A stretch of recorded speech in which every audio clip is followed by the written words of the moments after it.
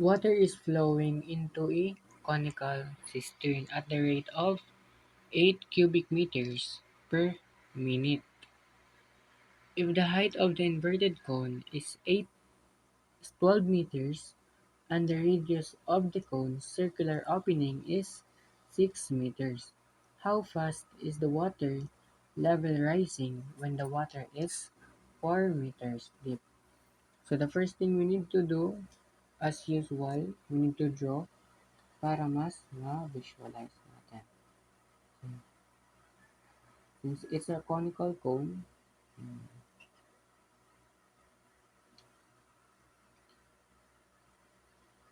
dito, radius natin, which is 6, and this is our height, which is being given by 12 meters. And yung 8 cubic meters per minute, siya yung volume flow rate natin. See, 8 cubic meters per minute. Meaning, siya si dV over dt, diba? Siya yung derivative of volume with respect to time. C dV over dt. Siya si 8. Yan.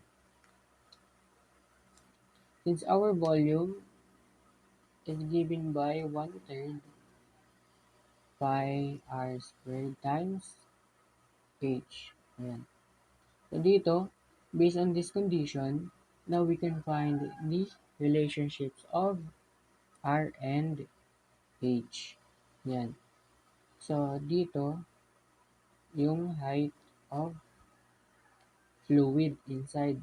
Dito yung r, and dito yung h. Ayan. So by ratio and proportion, we can write this as ito, 6/12, ito, is equal to r over h. 6/12 is 1/2, then r over h. Then we can write this as r is equal to h over 2. Ayan. Since we need an equation wherein we have one variable on the left side and one variable on the other side. That's why we need to reduce this into two variable. Kaya, ito, i-convert natin with respect to h para one variable na lang siya. So, b is equals to 1/3 pi r. Ito na yung gagamitin natin. H over 2 squared times h. So, volume is equals to pi third times h squared over 4 times h. So, volume is equals to 4 times 3 is 12. So, pi h squared over 12 times h, magiging cube na to. Cube. Ayan. So, ito na yung volume natin. Since we are required the time rate of change of the increasing height. So, it means that we are required to find the differential of h with respect to time. That's why we need to get r in terms of h. Ayan. So, our next step is differentiate with respect to time. So, since our v is equals to pi h cubed over 12, ito, over 12. So, since with respect to time, dv over dt na equals to pi h squared over 4. And times dH over dt. Yan.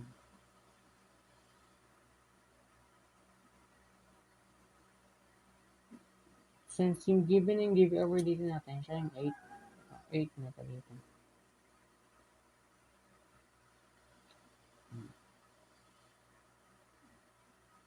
Ito, 4 times 8, since ito yung hinahanap natin, itong dH over dt, ito, i-divide natin to dito. Now, divide both side by, ito. Divide sila both side para ito na lang yung matira. So, we can rewrite this as 8 is equals to, ay hindi, dH over d na nito. dH over dt. Since ito is equals to 8, you can rewrite this as 4 times 8. Ito. Over, ito, pi h squared. Since yung height natin is given by 4 meters deep, diba? So yung dH over dt is equals to 4 times 8 pi times ito. Convert natin is 4 substitute. So squared. So yung dH over dt natin ay 0.6366 meters per minute. Ayan. Ayan yung derivative of height natin in terms with respect to time. Ayan. A man walks across a footbridge at a rate of 5 feet per second. When a car directly beneath him passes by a rate of 10 feet per second, if the footbridge is 30 feet above the ground, how fast are the man and the car separating 2 seconds later? So the first thing we need to do is i-drawing muna natin para mas ma-illustrate yung problem. So yung sabi, a man walks across a footbridge. Yan muna tayo ng footbridge. Ayan. Let's say this is a footbridge. At ito yung given man at the rate of 5 feet per second. Feet per second.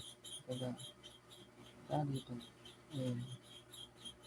5 feet per second.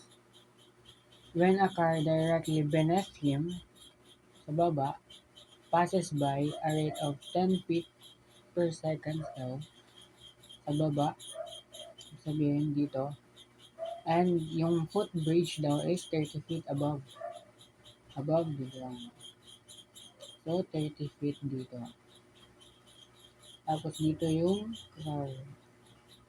Dito yung car natin.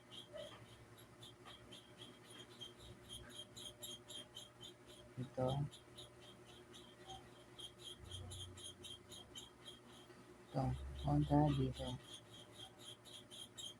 10 feet. Yung car is 10 feet per second. So, 10 feet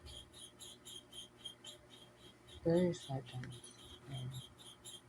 Ito yung footbridge, 30 feet above the ground.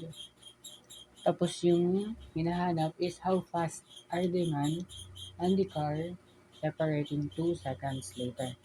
Now, if you can notice, dito. Dito yung man. Dito. Punta dito. At ito yung bridge. Ito. Yung 30 feet. At dito yung ayan. Dito yung car. Yung 10 feet per second. Ito yung car. Ito yung bridge. Then ito yung footbridge. Ito yung height. 30 feet. And dito yung car. Or if you can notice, pwede tayo dito maka-drawing ng box. Hmm, ganito, ganito, ito, ganito, tsaka ito, ayan. Di ba? Tayo naka-drawing ng box.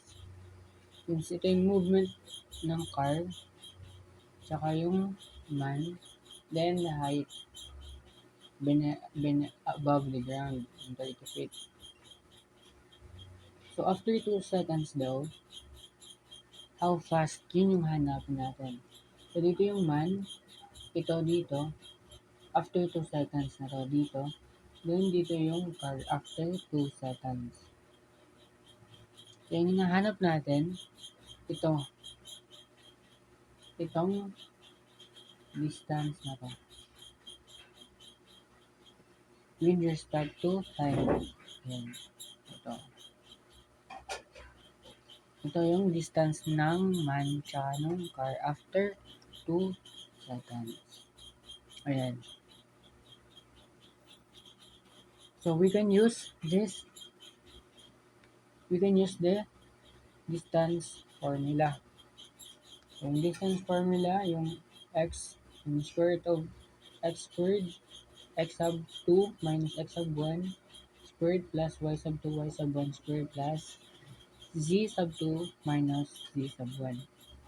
So, let's say it's the s. We're going to use the s as square root of 5t squared plus 30 squared t.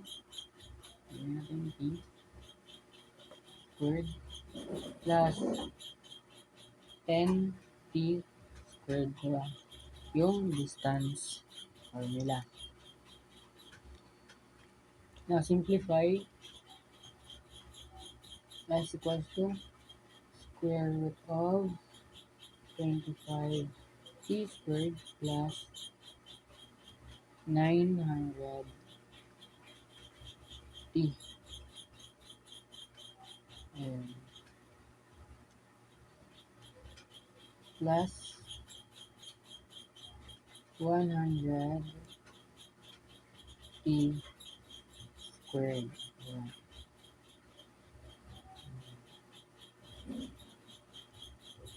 Then, with this, derive natin with respect to time, magiging ds over dt. Equals to 1 half na lang. 1 half, 125. Ito, yung 100. So, 125 to dito is 25 plus. Ito na lang. Magiging ano to? Magiging 125 t squared plus 900. So, ito, 100 plus 25. So, 125. Dito, balik dito, t squared plus 900 minus 1 half times 250. So, ds over dt equals to 125. T over square root of 125 t squared plus 900. So, ito, hindi ba ito yung final answer natin? Since ito yung represent, itong ds over dt, siya yung nag-represent ng separation at any time. Separation at any time. Pero yung hinahanap natin is how fast are the man and the car separating 2 seconds later. Ito, anytime siya. Ito yung separation anytime. But our question, we have after 2 seconds later. So, since yung t natin is equals to 2, ds over dt equals to, palitan natin yung t ng 125 times 2, ito, over square root of 125 2 squared plus 900. Ayan. So, si ds over dt natin equals to 6.68 feet per seconds. Ayan. Ito yung distance nila after 2 seconds.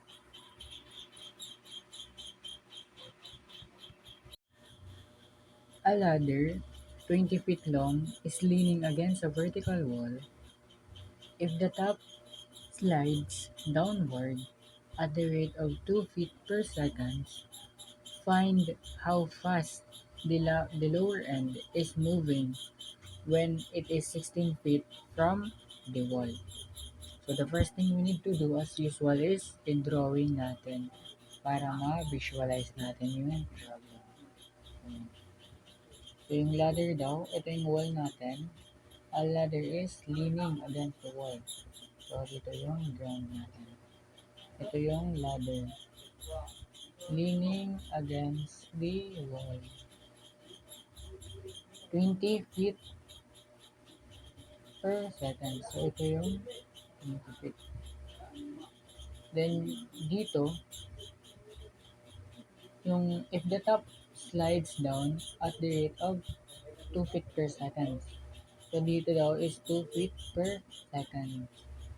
So siya yung magiging derivative of y natin with respect to t. And ito maging y. Let's say this is x. So yung dy over dt natin, siya si dito. Itong 2. Tapos dito yung lower end natin. So the question is how fast the lower end is moving when it is 16 feet from the wall. So dito is 16 daw. Punta dito. 16 feet from the wall. So, yung hinahanap natin how fast is the lower end. So, siya yung dx with respect to time. So, siya yung hinahanap natin. Ayan. So, since it's a triangle, we can use the formula of Pythagorean theorem, which is yung a squared plus b squared is equals to c squared. But we can use the variable. Variable y squared plus x squared is equals to 20 squared. Ayan. So, y squared plus x squared is equals to 400. Ayan. Since yung x natin is equals to 15, hinahanap natin si dx over dt. Ayan. So, ito, i-derive natin yung equation with respect sa time natin. So, 2x, itong 2x times dx over dt, ayan, over derivative of 2y, ito, 2y, ayan siya, with respect, and then, multiply sa dy over dt, ayan, with respect to time, so ito, 0, ayan. So, i-transpose natin 2x times derivative of x with respect to time equal to negative 2y times the derivative of y with respect to time. Ayan. So, makancel natin si 2, yung 2. Yung matira na lang, ito, saka ito. Since yung hinahanap natin itong dx over dt, we can divide both side by x. So, cancel to. Magiging dx over dt na lang equals to negative y over x times dy over dt. Ayan. X natin given, 16. Hinahanap na lang natin yung y. Pwede natin to, we can rewrite this as dy is equals to square root of 400 minus yung x, which is c 16. 16 squared. Pythagorean. Then y is equals to square root of 144. Square root of 144, y is 12. So, yung y natin is 12. Now, substitute the given sa equation natin. So, dx over dt equals to negative 12 divided by x, which is 16, times the dy over dt given 2 times 2. Kasi dx over dt natin ay 3 over 2 feet per seconds. Ayan.